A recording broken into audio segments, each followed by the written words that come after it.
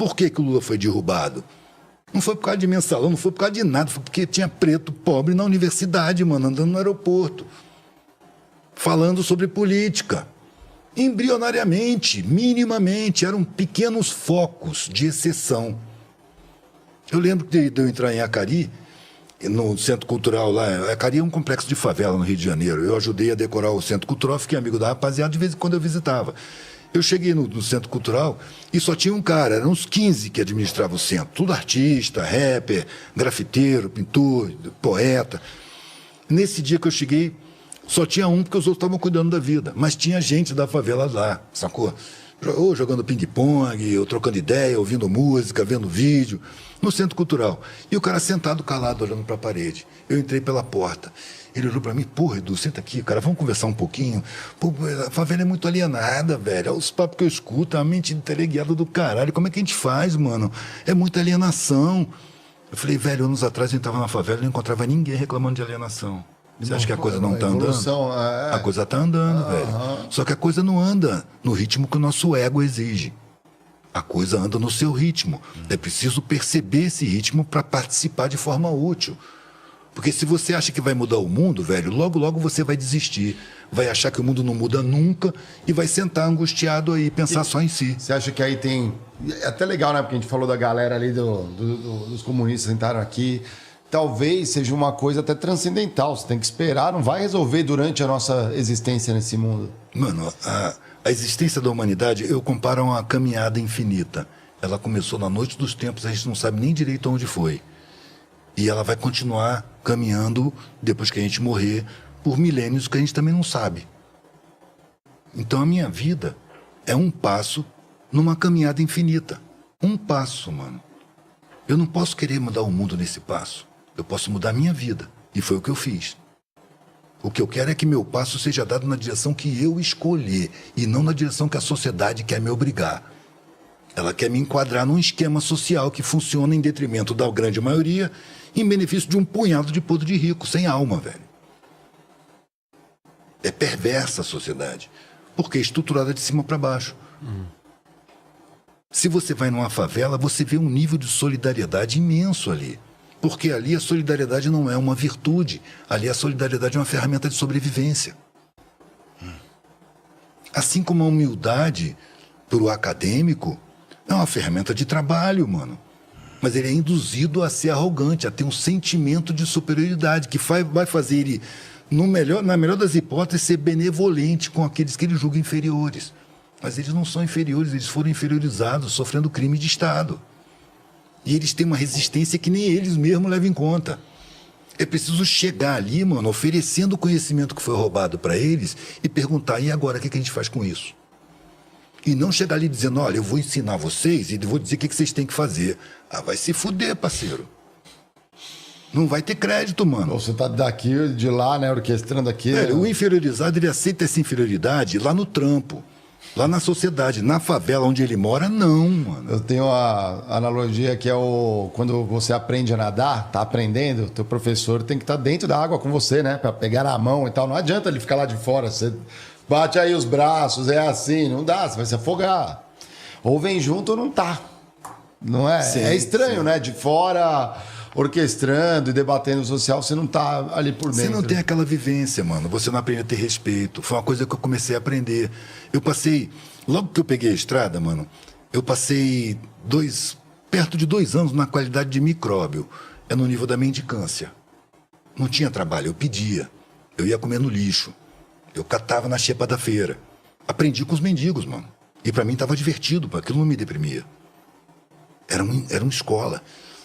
E aí eu conheci conheci pessoas sábias, mais velhas, iletradas, desdentadas, que me ensinavam a viver naquela condição. E com a criatividade do cacete, adaptados, sabe como? E eu aprendendo aquilo ali, e vendo o cara, aprendendo a respeitar. De repente, diante de uma pessoa bem vestida, eu via esse cara se sentir inferior. Eu olhar de baixo... Tipo, o cara grande, o cara forte, o cara resistente, aguenta muito mais do que esse otário bem vestido. E, no entanto, ele foi convencido que ele foi inferior. Então, o que precisa, mano? Eu preciso reconhecer, nesse sentimento de inferioridade, uma indução. e não uma inferioridade.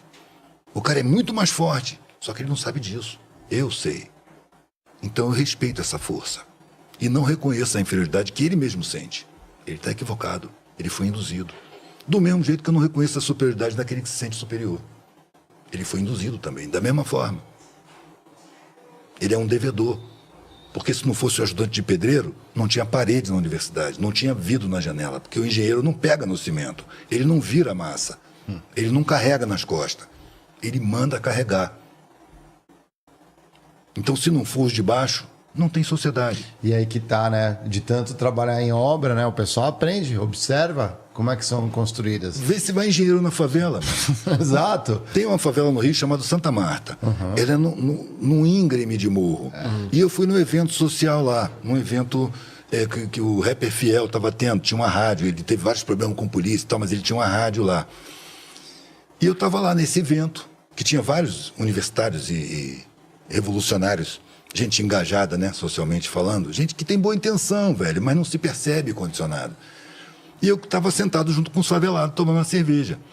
E olhando, velho, aquelas construções incríveis, equilibradas em haste, sabe como? Naquelas inclinações. Aí fiz uma pergunta, eu sabia que a resposta, mas eu fiz uma pergunta para os caras da favela, né? Ô, meu irmão, quantos engenheiros tiveram aqui para fazer essa construção toda? Os caras deram risada, né? Engenheiro, velho? Que engenheiro, velho? Falei, pois é, isso aqui foi construído sem engenheiro, mano. Claro que foi. Falei, pois é, mano. Qual é o engenheiro que constrói? Qual é o engenheiro que tem condição de fazer isso? De vir aqui e fazer? Peão construiu sem engenheiro, né? Construiu sem engenheiro. Qual é o engenheiro que constrói sem peão? Aí nego para pra pensar, porque nego não pensa nisso. É mesmo, nunca tinha pensado nisso. Pois é, meu irmão. Mas que no fundo, tanto o engenheiro quanto o peão estão se lascando também para alguém que... O engenheiro tá dependendo do peão. E o peão não depende do engenheiro para construir a casa dele, mano. Então é preciso você perceber que as coisas são apresentadas invertidas. Quando eu era moleque, na adolescência, no meu meio, o que me diziam que os pobres eram fracos. Minha mãe chegou a falar, se você tem tanta preocupação com a pobreza, você tem que ficar rico para poder dar esmola. Aí é o contraste... É uma espécie de anestesia para a própria consciência, velho. É um placebo. Você acha que... Porque no clube, quando caía um muro, caía um troço, tinha um problema sério, virava um barco, quem é que ela resolvia, mano? Não eram os uniformizados? Eram os pobres. Como é que o pobre é mais fraco? Toda hora que o bicho pega, é o pobre que vai resolver. Tem um ponto que eu queria entender a sua opinião, porque assim, essas são reflexões do momento em que a gente vive na Terra, certo? Várias questões que precisavam da mão de obra mais braçal, elas estão evoluindo, até por interesse das elites. Então, por exemplo, talvez em 50 anos você não precise de pedreiros, porque tem aquelas impressoras 3D que fazem casas. Você tem os carros que se autodirigem e as lavouras que são inteligentes. E aí agora, de repente as elites começaram a dizer que tem muita gente no mundo. Entendi. Não. Aí, porque não precisa mais. Sim, aí faz programas de governo para diminuir natalidade. Como que você vê essa no relação? Mínimo, porque também tem programa de extermínio. O que é alimentação industrial? É envenenamento da população. Puta, a gente fez um episódio disso e... Eu olhava assim, né? Por exemplo, caso de transgênico, tem que olhar e tal, mas assim, eu mudei um pouco minha cabeça sobre alimentos processados. O problema não é o alimento ali. Porque se pegar um tomate hoje, sair da lavoura e fazer ele chegar, por exemplo, um molho, chegar na nossa mesa, ele já ia ter apodrecido no caminho. Depende da produção, depende do transporte, depende do cuidado. Agora, o tomate é um dos elementos que precisa de mais agrotóxico, mano. Mas eles foram tirando, né? A agricultura orgânica é criminalizada.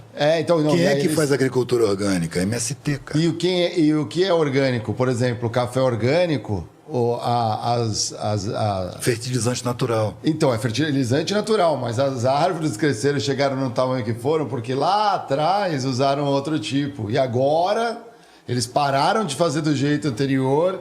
E agora estão fazendo... Ou seja, fala a árvore do café. A árvore do café. Lá atrás, porque ela é antiga. Então, assim, tudo tem uma manobra. Tudo tem uma manobra. Parece que tudo tem um jeito de... Mano, quando a alimentação industrial começou a ser concebida, qual era o objetivo? Lucro. Não era alimentar ninguém. Era o lucro.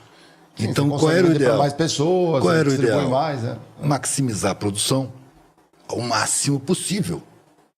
E para isso, tinha a indústria química fornecendo coisas Ah, sim, os que não conservantes, tinha estudo ainda declarado, não era veneno. Não, sim. Não se sabia que era veneno. E foi se descobrindo aos poucos. O micro-ondas foi isso no início. Não tinham feito teste. Um equipamento que parece interessante, né? Pô, você põe um negócio. No início, eles não blindaram corretamente. E onde ele era usado?